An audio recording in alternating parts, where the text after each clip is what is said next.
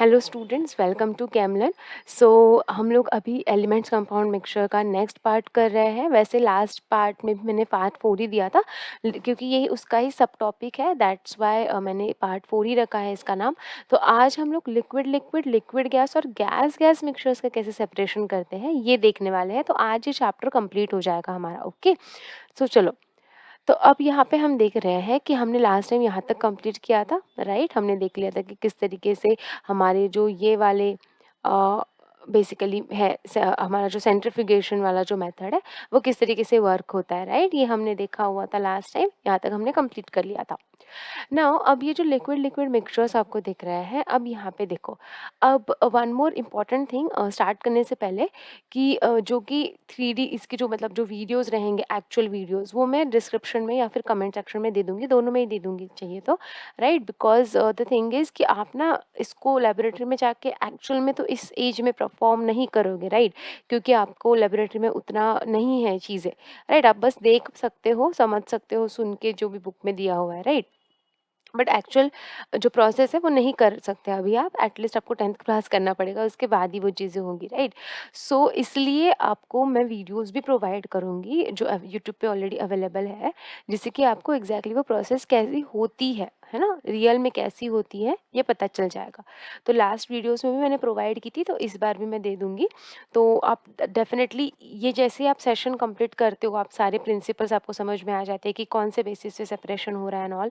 ये समझ होने के बाद आप फिर वो वीडियोस पे जाओगे और एक-एक वीडियोस देखोगे, ठीक है? तो स्टार्ट करते हैं सेपरेटिंग फनल से। अब ये जो मेथड है ये हम लिक्विड लिक्विड मिक्सचर्स के लिए देख रहे हैं ना। देखो, लिक्विड लिक्विड मिक्सचर्स की जब हम बात करते हैं, लिक्विड लिक्विड मिक्सचर्स की जब हम बात करते हैं बेसिकली, तो सिंपल सी बात है।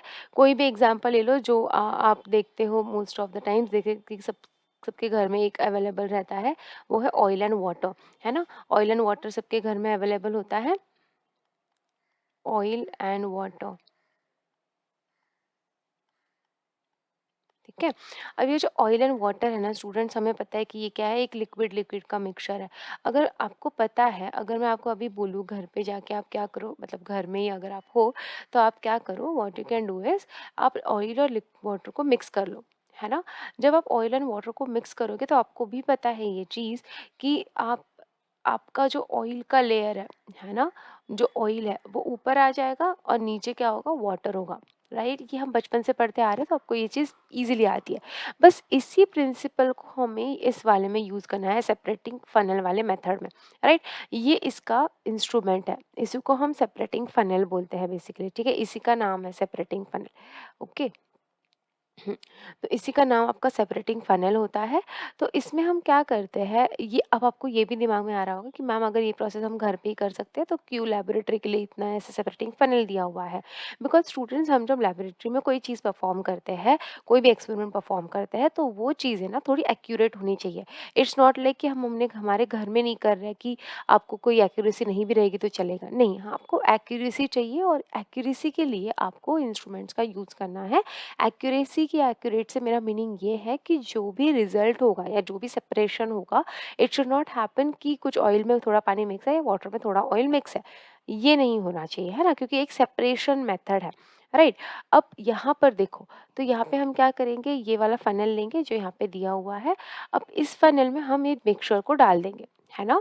अब बेस्ड ऑन देयर डेंसिटीज, है ना, जो डिफरेंट डेंसिटीज है उनकी, हमें पता है जो ज़्यादा डेंसर है वो क्या करेगा, वो नीचे आपका सिंक हो जाएगा, और जो कम डेंसर है वो क्या करेगा, फ्लोट करेगा, है ना। जैसे कि ऑयल है, ऑयल की डेंसिटी कैसी होती है, अगर आप वाटर के कंपेयर में देखो, ओ सॉरी, ठीक है, अगर आप वाटर के कंपेयर में देखो तो वाटर डेफिनेटली डेंस है तो वो नीचे जाएगा, है ना, वो नीचे जाएगा।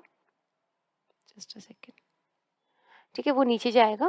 और जो आपका ये होता है, जो आपका ऑयल है वो क्या करेगा, फ्लोट करेगा। तो डिफरेंट डेंसिटीज के बेसिस पे ये चीज़ें होगी, है ना। अब सेम चीज़ आप यहाँ पे जब देखोगे, एग्जांपल में आपको केरोसिन ऑयल का एग्जांपल दिया है, तो केरोसिन भी तो ऑयल की तरह ही बिहेव करेगा। तो वो क्या करेगा, ऊपर जाके फ्लोट करेगा जैसे आप उसको मिक्स करोगे, और नीचे ये क्या हो जाएगा, सिंक हो जाएगा। समझ आ रहा है, सिंक हो जाएगा, राइट, जो वाटर रहेगा, राइट। तो इसके लिए आप यूज करेंगे सेपरेटिंग फनल। अब ये जो फ़नल है, इसकी ख़ासियत ये है कि इसके नीचे ना इस तरीके से स्टॉपर लगाया होता है। अब आप क्या करोगे, ये जो आपका होता है जो आपका बेसिकली स्टैंड होता है, राइट? तो आप उसमें ये सेपरेटिंग फ़नल को रख दोगे और उसके बाद इसके अंदर जो मिक्सचर है, राइट? अब मिक्सचर जो है वो क्या होगा, आपकी 2 लेयर्स आपको दिखेगी यहाँ पे देखो।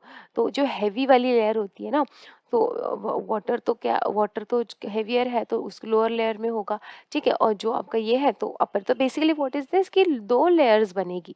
समझ आ रहा है आपको? 2 लेयर्स बनेगी, जो आपको ऑयल एंड वाटर के केस में भी पता है। और आप क्या करोगे, स्टॉपर को ऑन करोगे, स्टॉपर को ऑन करके नीचे जाके आपका जो नीचे वाला लोअर लेयर जो है, उसको आप क्या करोगे, सेपरेट कर दोगे, जो कि एक हेवियर लिक्विड है, राइट? और ऊपर सेपरेटिंग फनेल में आपका अपर वाला जो लेयर था वो रहेगा। अब आप ऑयल एंड वाटर का ही अगर केस ले लें तो अपर लेयर में आपका ऑयल है, तो आपका जो ऑयल है जो वो आपके इसी सेपरेटिंग फनेल में रह जाएगा। और जो लोअर लेयर की हम बात कर रहे हैं तो यहाँ पर क्या हो जाएगा, लोअर लेयर में आपका वाटर जो है वो कलेक्ट हो जाएगा। समझ आ रहा है? तो इस तरीके से ये चीज़ें होती है, ठीक है? This way we have to separate it. अब यही चीज़ नहीं है, यहाँ पर और भी एग्जांपल्स ले सकते हैं हम लोग, क्योंकि लेबोरेटरी में ऐसे बहुत से सब्सटेंस होते हैं स्टूडेंट्स, जिनकी दोनों की डेंसिटीज़ अलग होती है। हम तो बहुत सिंपल सा एग्जांपल ले रहे हैं वाटर ऑयल का, राइट? केरोसिन का। लेकिन और भी बहुत होते हैं, जैसे कि एक एग्जांपल कार्बन टेट्राक्लोराइड का यहाँ पे दिया हुआ है और वाटर के साथ मिक्स किया होता है वो, है ना? तो इस तरीके से आप क्या करोगे, सेपरेशन करोगे। जो भी लेयर नीचे आएगी उसको आप स्टॉपर ऑन करके नीचे सेपरेट कर दोगे दूसरे बीकर में, और इस फनेल में आपकी ऊपर वाली लेयर रहेगी। ठीक है, समझ में आ गया? तो इसका मैं फ़ोटो दे दूँगी आपको, ठीक है? तो आई होप कि यहाँ तक आपको चीज़ें क्लियर है। Just a second. हाँ, ठीक है, यहाँ तक आई होप क्लियर हो गया। अब आते हैं आगे। अब इसके बाद है आपकी फ्रैक्शनल डिस्टिलेशन। अब इसका तो वीडियो डेफ़िनेटली पक्का से देख लेना, मैं फिर भी ट्राई करूँगी, बहुत ज़्यादा चीज़ें तो आपको यहाँ पे समझ में आ ही जाएगी। तो बेसिकली होता क्या है इस फ्रैक्शनल डिस्टिलेशन में? फ्रैक्शनल डिस्टिलेशन जो मेथड है वो भी अगेन लिक्विड के लिए ही यूज़ होती है, ऑफ कोर्स इसमें तो कोई टेंशन की बात नहीं है, ये तो यही मेथड के लिए यूज़ होती है। अब कौन से तरीके के लिक्विड्स? तो देखो, अब डिस्टिलेशन और फ्रैक्शनल डिस्टिलेशन ऐसे 2 मेथड्स होती है बाय द वे, ठीक है? तो अब यहाँ पर आपको देखना होगा कि कहाँ पर फ्रैक्शनल डिस्टिलेशन यूज़ होता है, कहाँ डिस्टिलेशन। अब इसका आप जो डिसीजन है वो कैसे लोगे, किस बेस पे लोगे? इसका जो डिसीजन होगा वो होगा based on the boiling points, okay? Based on the boiling points of the components, ठीक है? बॉइलिंग पॉइंट ऑफ, 1 मिनट, ठीक है? बॉइलिंग पॉइंट जो होता है उसके बेस पे आप लोगे, ठीक है? हुँ, तो जो बॉयल 1 मिनट। हुँ। तो जो बॉइलिंग पॉइंट होता है उसके बेसिस पे आप लोगे। ओके, अब ये जो बॉइलिंग पॉइंट होता है स्टूडेंट्स, अब देखो यहाँ पे जो एग्ज़ाम्पल दिया है अल्कोहल एंड वाटर का दिया है। तो अल्कोहल एंड वाटर में आप लोगों को ऑलरेडी पता है कि जो आपका लेस बॉइलिंग पॉइंट वाला जो सब कंपोनेंट है वो है अल्कोहल, जिसका होता है 78 डिग्री टेम्परेचर, बॉइल मतलब 78 डिग्री आपका बॉइलिंग पॉइंट होता है। वाटर का तो सबको नोन है 100 डिग्री होता है, राइट? अब क्या करोगे, सपोज मैंने आपको एक मिक्सचर दिया, एक बीकर में अल्कोहल एंड वाटर मिक्स करके दिया और मैंने आपको बोला कि इसको आप सेपरेट करो, राइट? अब इसको सेपरेट करने के लिए उन दोनों का जो टेम्परेचर का डिफरेंस है वो आपको देखना पड़ेगा, ठीक है? टेम्परेचर का डिफरेंस अगर आपका आपका सपोज 30 डिग्री से मोर है, ठीक है? 30 डिग्री या फिर 30 डिग्री से मोर है, तो उस केस में यस आपको यूज करना पड़ेगा कौन सा मेथड? डिस्टिलेशन, ठीक है? देखो यहाँ पे क्या लिखा है, if the difference is less than 30 degree, ठीक है? लेस देन, अब मैंने क्या बोला कि अगर 30 डिग्री और मोर है तब आप नॉर्मल डिस्टिलेशन करोगे, लेकिन द थिंग इज व्हाट कि वहाँ पे कंप्लीट सेपरेशन आपको नहीं देखने मिलेगा, है ना? थोड़ा बहुत आपको कुछ ये आ सकता है, मिस्टेक्स आ सकती है, कुछ मिक्स हो जाएंगे मिक्सचर्स, ऐसे हो सकता है, राइट? तो कंप्लीट सेपरेशन सिर्फ तभी ही पॉसिबल है when the boiling points of liquid is 30 degree और मोर, ठीक है? लेकिन अगर डिफरेंस लेस देन 30 डिग्री है तो वहाँ ये मेथड को आपको यूज करना पड़ेगा, विच इज फ्रैक्शनल डिस्टिलेशन। क्योंकि आप खुद सोचो कि ये प्रोसेस है ना, फिर थोड़ी ज़्यादा टीडियस बन जाएगी ना, ज़्यादा टीडियस बन जाएगी। आप सोचो कि दोनों का अगर 30 डिग्री से कम है टेम्परेचर डिफरेंस, तो उस केस में आपने हीट कर दिया, आपने कर दिया कि चलो जो जिसका पहले बॉइलिंग पॉइंट है वो चला जाएगा। लेकिन द थिंग इज़ व्हाट कि जब तक वो चला जा रहा है तब तक आपका नीचे वाला भी क्या होगा, वो दूसरा जो सब्सटेंस है ना वो भी आपका ये सेपरेट आउट होना स्टार्ट हो जाएगा। तो उस केस में होगा क्या कि कंप्लीट प्रॉपर सेपरेशन आपको नहीं मिलेगी उस केस में, राइट? तो इसीलिए आपको फ्रैक्शनल डिस्टिलेशन का यूज़ करना होता है। फ्रैक्शनल, फ्रैक्शनल मतलब कि ना ऐसे मैं आपको जो वीडियो दूँगी ना उसमें देखना अच्छे से आप, कि उसमें क्या होता है ना, उसमें उस ये वाला जो आपको दिख रहा है, राइट? तो ये कॉलम है, इसको क्या बोलते हैं, फ्रैक्शनेटिंग कॉलम। अब फ्रैक्शनेटिंग कॉलम में डिफरेंट डिफरेंट फ्रैक्शंस किए जाते हैं, और जैसे जैसे सब्सटेंस आपका बॉईल होके ऊपर ऊपर ऊपर ऊपर ऊपर जाएगा ना, वैसे वैसे वैसे वो कूल होता जाएगा, और कूल होके फाइनली जब वो बाहर आएगा तब आप उसको कंडेंस कर लोगे। ठीक है? अब मैं अच्छे से समझा देती हूँ फिर से एक बार ये प्रोसेस को। ऐसे तो बहुत चीज़ें फिर भी मैंने क्लियर कर दी, बट अच्छे से आप समझो कि क्या हम करते हैं। हम यहाँ पर हम क्या करेंगे, यहाँ पर जो आपके पास मिक्सचर है उसको हीट करना स्टार्ट करेंगे। इसको कनेक्ट कर देंगे फ्रैक्शनेटिंग कॉलम से। जो एक्चुअल फ्रैक्शनेटिंग कॉलम आता है ना, जो लैबोरेटरी में यूज़ होता है, तो उसका मैं अभी फ़ोटो तो नहीं लगा पाई, लेकिन वीडियो है उसका, तो मैं आपको वो भेज दूँगी। तो उसमें क्या होता है कि इस तरीके से फ्रैक्शनेटिंग कॉलम्स रहेंगी, और उसके थ्रू आपका जो बॉइलिंग पॉइंट जिसका कम है वो पहले चला जाएगा, ठीक है? और पहले चला जाएगा तो उसको कंडेंसर से फिर से जोड़ा रहता है, जिससे कि वो कूल आउट होके फिर फाइनली यहाँ पर फिर से लिक्विड के केस में आप लिक्विड बना के उसको क्या कर पाओ, स्टोर कर पाओ। और फिर उसके बाद जो नेक्स्ट होगा ना सब्सटेंस, नेक्स्ट जो कंपोनेंट होगा उस मिक्सचर का, वो सेपरेट आउट होगा। ठीक है? अब ये मेथड आपको पेट्रोलियम रिफाइनिंग में बहुत ज़्यादा यूज़ होती है, बिकॉज़ पेट्रोलियम एक ऐसा आपका फॉसिल फ्यूल है जिसके अंदर ना अराउंड 200 सब्सटेंसेस होते हैं। तो आप समझ सकते हैं कि इनको सेपरेट आउट करना बहुत ज़रूरी है, क्योंकि इससे हमें इतने सारे सब्सटेंसेस मिलती हैं।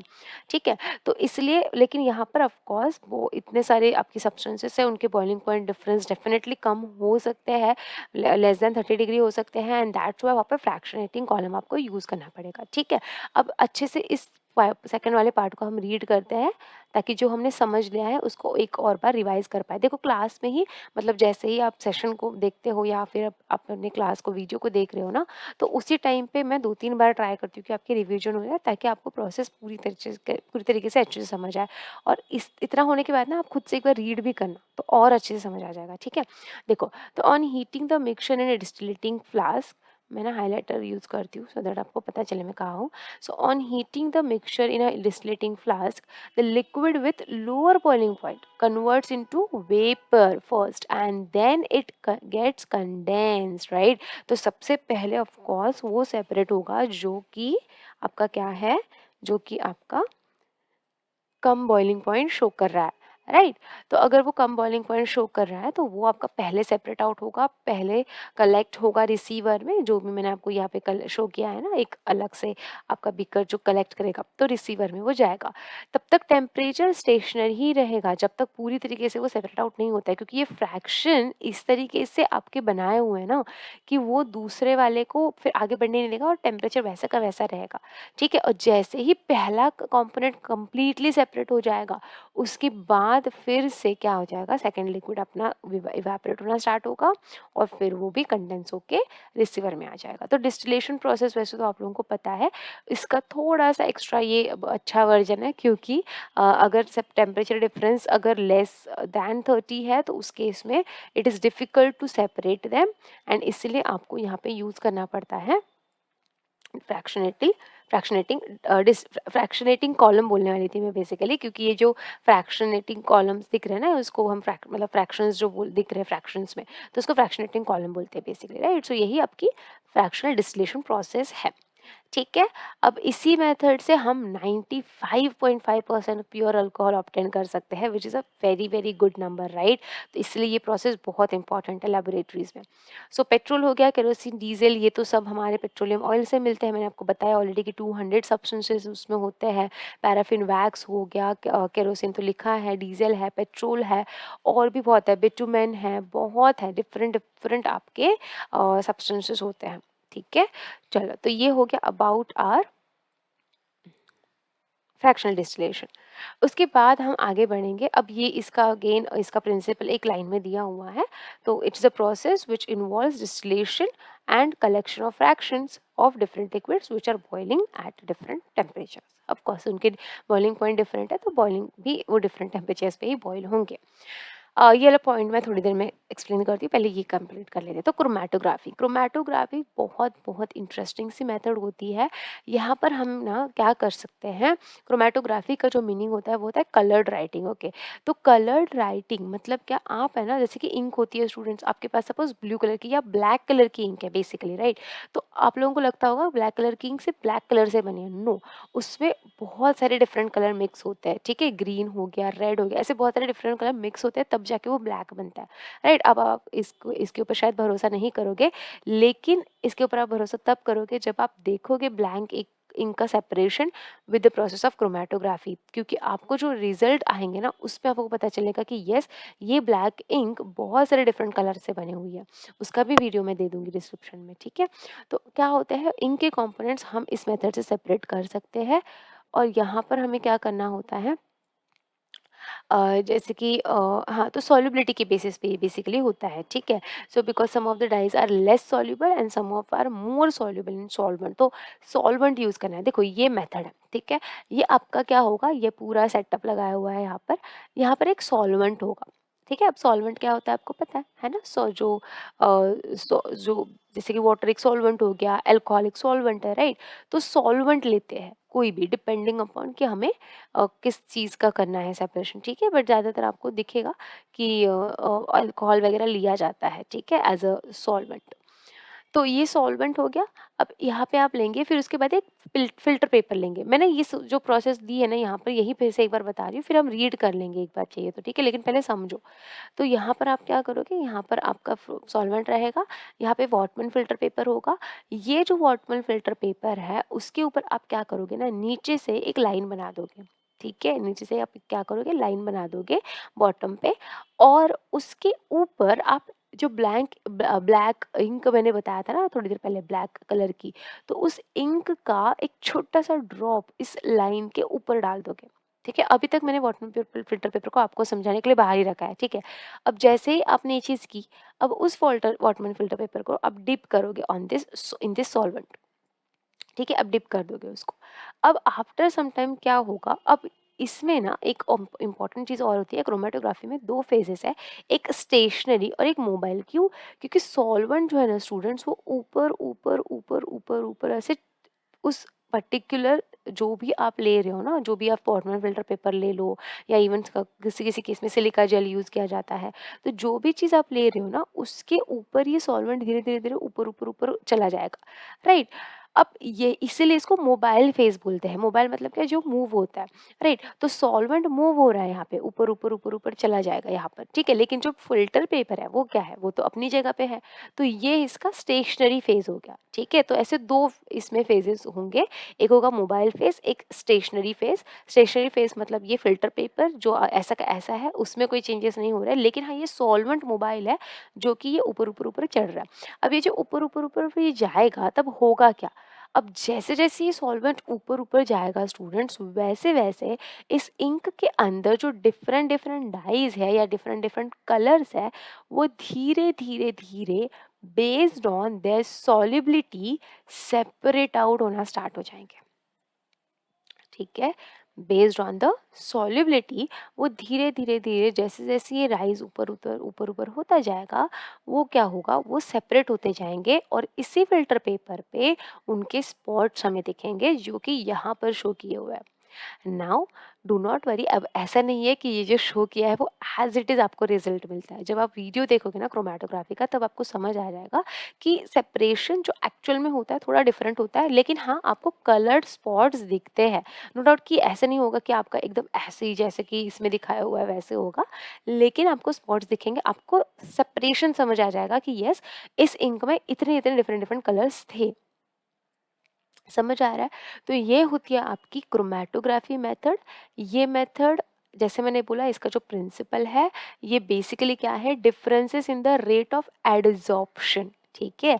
अब ये जो सॉलिड ऊपर-ऊपर-ऊपर ऐसे पे चढ़ रहा है ना, तो वो बेसिकली जो राइज़ हो रहा है ना, it's not actually absorbing it, it is adsorption phenomenon students. Yes, adsorption आपने लोअर क्लासेस में पढ़ा हुआ है, राइट? एडज़ॉर्प्शन मतलब उसके ऊपर जो होता है ना, जैसे कि सपोज़ अगर हम लोग मलहम लगाते हैं हमारे स्किन पे, तो वो क्या है? एडज़ॉर्ब होता है ना, वो एब्ज़ॉर्ब थोड़ी होता है, वो एडज़ॉर्ब होता है क्योंकि आपने क्या किया, उसको आपने ऊपर से अप्लाई किया है। राइट, तो एडज़ॉर्ब वो आपके लेयर के ऊपर ही है, वो अंदर नहीं चला गया, आपके आपके अंदर बसे खून में नहीं चला गया अंदर तक, राइट?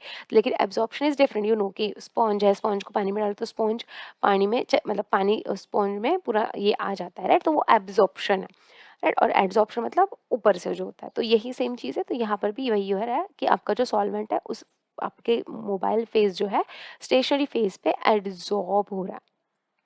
ठीक है, आई होप कि यहाँ तक चीज़ें क्लियर है। अब थोड़ा रीड कर लेते हैं। तो देखो, कॉमन एडसॉर्बेंट जो कि यूज़ होते हैं वो फ़िल्टर पेपर या सिलिका जेल्स होते हैं। एडसॉर्बेंट वो होते हैं जिनके ऊपर कोई भी चीज़ आने वाली है, राइट? सो जिनके ऊपर एडसॉर्प्शन होने वाला है उनको एडसॉर्बेंट्स बोलते हैं। ठीक है, उनको एडसॉर्बेंट बोलते हैं। और सॉल्वेंट्स वाटर, अल्कोहल जो मैंने आपको थोड़ी देर पहले बताया बताया और एसिटिक एसिड, राइट? अब प्रिंसिपल इसका क्या है? प्रिंसिपल ये है कि ये सेपरेट करता है कंपोनेंट्स को, make sure के of course on the basis of difference between the two phases, one is stationary other is mobile।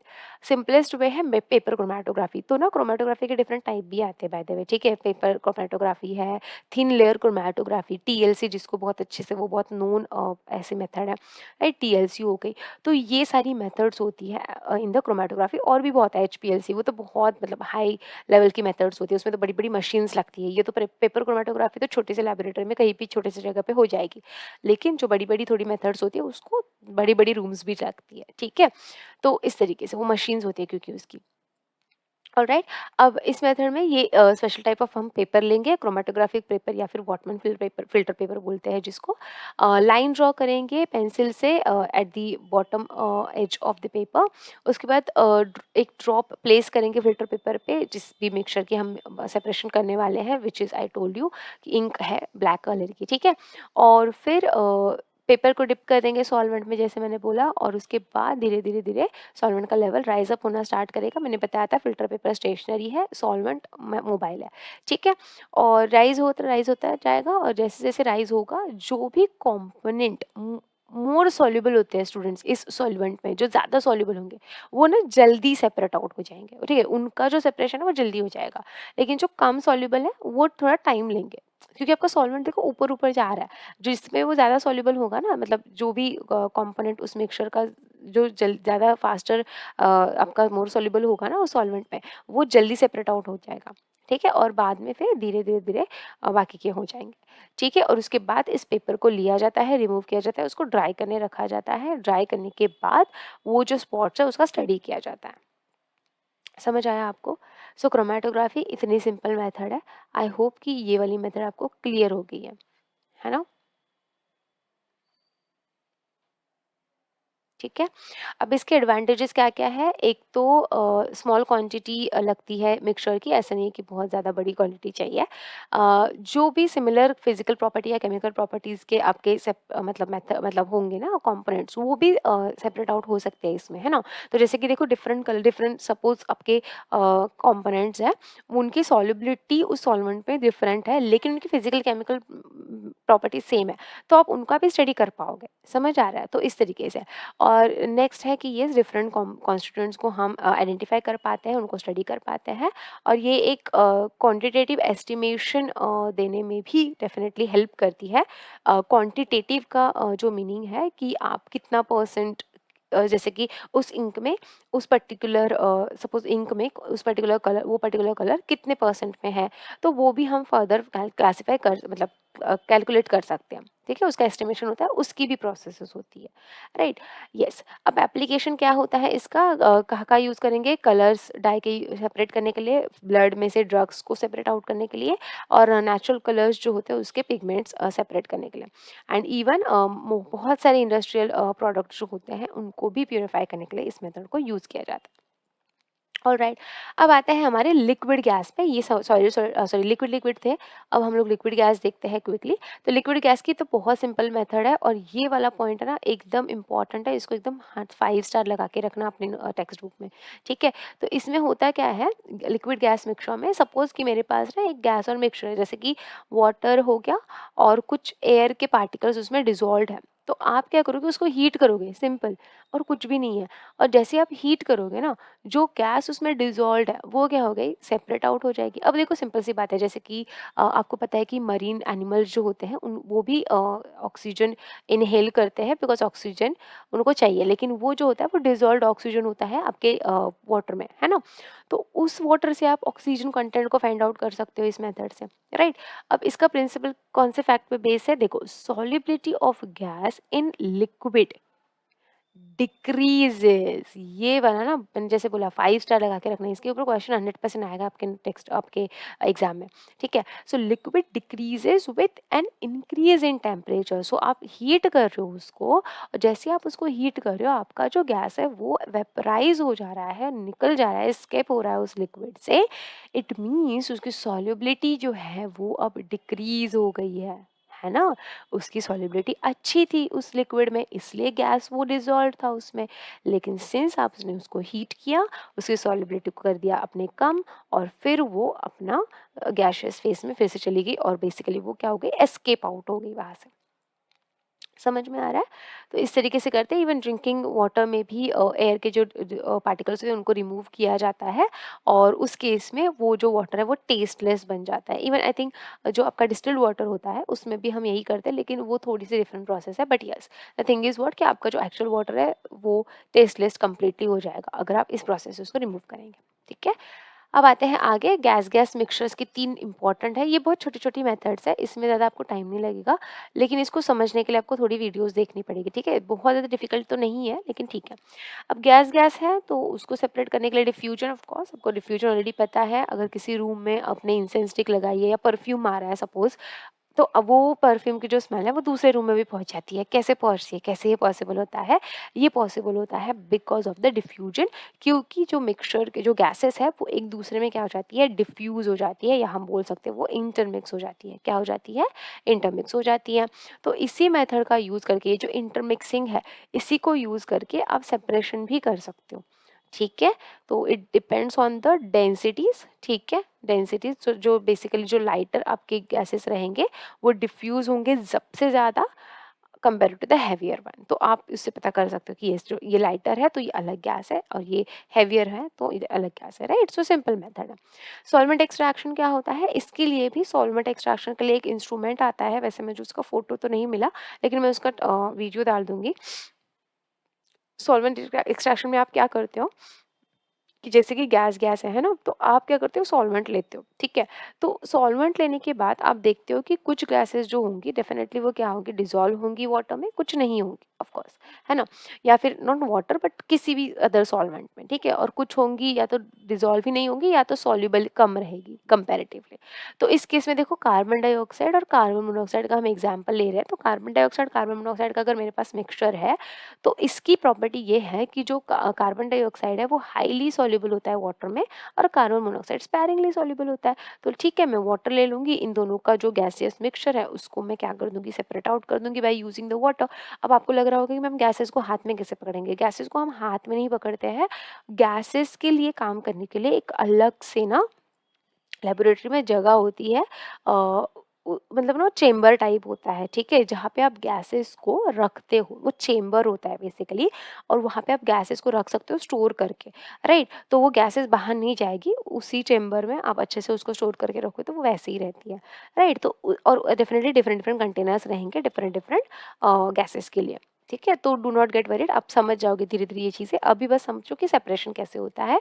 और यस, गैसेस के लिए आप क्या करोगे, वाटर यूज़ करोगे जो स्पैरिंगली सॉल्युबल होगा, वो आपको शो करेगा डिफरेंट मतलब सॉल्युबिलिटी, और जो डेफिनेटली जो सॉल्युबल है वो आपका क्या होगा, जो हाईली सॉल्युबल है वो जल्दी ज़्यादा सॉल्युबलाइज हो जाएगा, राइट। तो सेपरेशन ईजी हो जाएगा, ठीक है। और लास्ट मेथड है आपकी लिक्विफैक्शन। लिक्विफैक्शन में क्या होता है, आप गैसेस को प्रेशर अप्लाई करके मतलब हाई टेम्परेचर और लो प्रेशर करके आप उनको लिक्विफाई करते हो, ठीक है। नाउ कुछ गैसेस हो जाती है जैसे अमोनिया, कार्बन डाइऑक्साइड, लेकिन कुछ है जो नहीं होती है। तो उस केस में आप फिर डेफ़िनेटली सेपरेशन कर पाओगे ना, जो जैसे कि मिक्सचर है, तो एक गैस सॉल्युबल है, एक गैस नहीं है, तो सेपरेट आउट करना ईज़ी है। जो सॉल्युबल है उसको सेपरेट आउट कर लो, ऑटोमैटिकली दूसरी वाली तो सेपरेट हो ही जा रही है, राइट? तो इस तरीके से ये काम करेगा। एग्ज़ाम्पल यहाँ पे अमोनिया गैस और नाइट्रोजन का है। जैसे कि देखो अमोनिया ईज़िली लिक्विफ़ाई होता है तो वो हो जाएगा सेपरेट आउट, और नाइट्रोजन वैसे के वैसे रहेगा। Simple, right? तो ये थी सारी हमारी प्रोसेसेस। आई होप कि आपको सारे सेपरेशन टेक्निक्स अच्छे से समझ आ चुके हैं। हमने अभी एलिमेंट्स, कंपाउंड्स एंड मिक्सचर भी कंप्लीट कर लिया है। तो अगर आपके कोई भी फिर भी डाउट्स रहते हैं या कोई भी आपको एक चैप्टर चाहिए, मुझे ना थोड़े से चैप्टर्स बताओ आप लोग कमेंट्स में कि आपको कौन से चैप्टर्स पे वीडियोस चाहिए जो टफ लगते हैं आपको। ठीक है, ऐसे तो मेरा प्लान है कि मैं सारे टॉपिक्स पे वीडियो डालूँ, लेकिन जैसे कि थोड़ा टाइम कंस्ट्रेंट हो जाता है कभी-कभी, तो उस केस में ना आप मुझे कमेंट्स में बताओ कि कौन से चैप्टर्स आपको थोड़े टफ लगते हैं, तो वो फिर मैं पहले ट्राई करूँगी करने का। ठीक है? कोई भी डाउट है तो कमेंट्स में पूछना, वीडियो को लाइक, शेयर, सब्सक्राइब ज़रूर करना, और हम मिलेंगे नेक्स्ट वीडियो में। Till that time, thank you so much for watching. Bye bye.